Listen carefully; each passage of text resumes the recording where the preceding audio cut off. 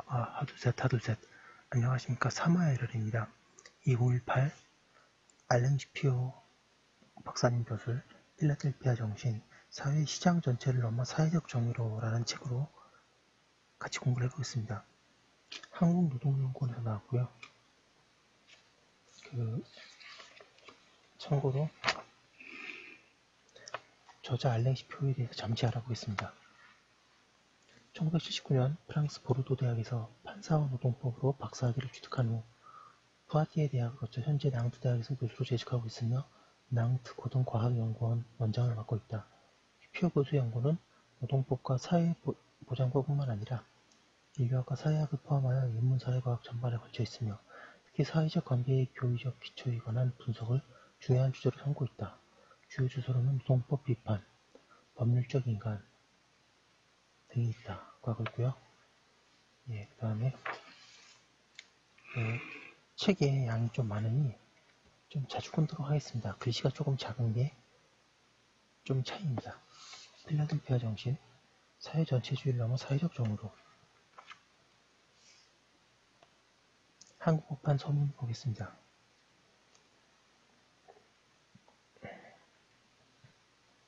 제1차 세계대전은 역사상 처음으로 많은 나라들이 국제노동기구의 헌장 전문에서 항구적인 평화는 사회적 정의의 기초로 해서만 가능하다. 그런 것을 인정하기로 합의하는 계기가 되었다. 제2차 세계대전의 참상 및 나치 독일과 제국주의 일본이 마침내 패망한 사실은 그러한 선언의 근거를 재확인시켜 주었다. 강자만의 법에 의해 근거한 체제는 언제나 무너지고 만다. 왜냐하면 힘은 정의에 복무할 때에만 정치기술의 지속성을 보장할 수 있기 때문이다.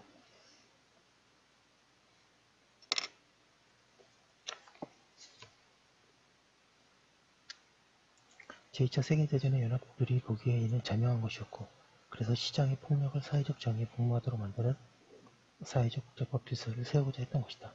이러한 법사상의 준비는 1944년에 채택된 필라델피아 선언에서 시작하여 1948년 세계인권선언이 채택될 때까지 이어진다.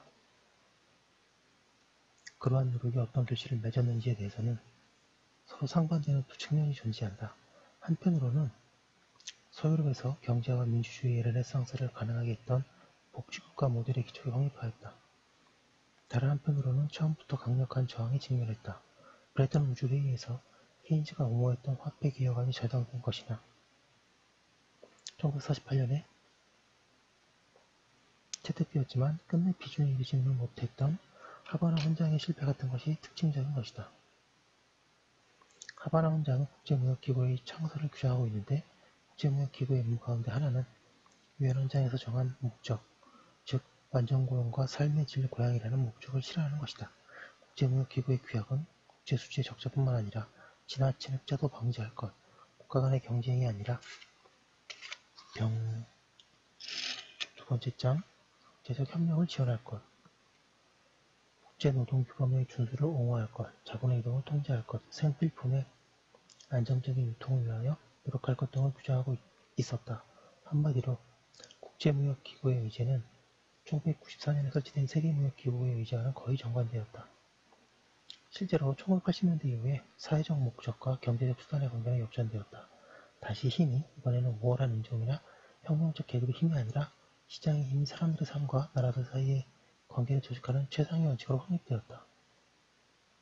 덕분에 구공산주의 체제들은 손쉽게 시장경제로 전향할 수 있었으며 서구의 민주주의 체제들은 손쉽게 국민시장의 독재로 개정할 수 있었다. 과거에 전체주의 체계를 여전히 기반하고 있는 북한이나 쿠바같이 극히 예외적인 경우를 제외하면 오늘날 모든 나라들은 시장 전체주의의 영향력 아래 놓여 있다. 시장 전체주의는 시장경제를 떠받치는 금융, 환경, 사회적 기초들을 점차 무너뜨린다. 왜냐하면 시장이 실제로 작동하기 위해서는 화폐의 가치를 보증하고 자연을 보호하며 장기적인 인간의 삶을 보장하는 구축들을 필요로 하기 때문이다.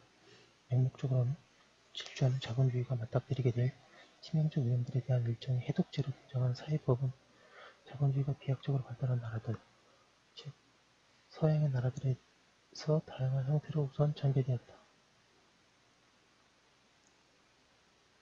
그러나 사회법이 제기하는 질문들은 이미 오래전부터 더 이상 서양의 저작물이 아니다.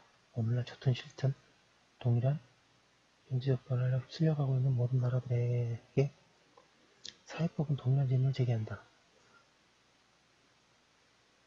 중국이 공산주의 시장경제로 전환한 이후 지도자들은 법적 관심사가 변화해간 양상을 이루 잘 보여준다.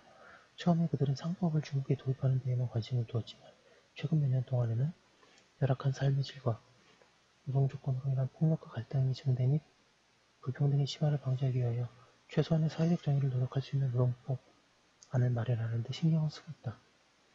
이러한 맥락에서 각각의 나라는 모두가 인정하는 국제사회법을 마련하는 데 기여하는 한편으로 각자의 고유한 길을 모색하고자 한다.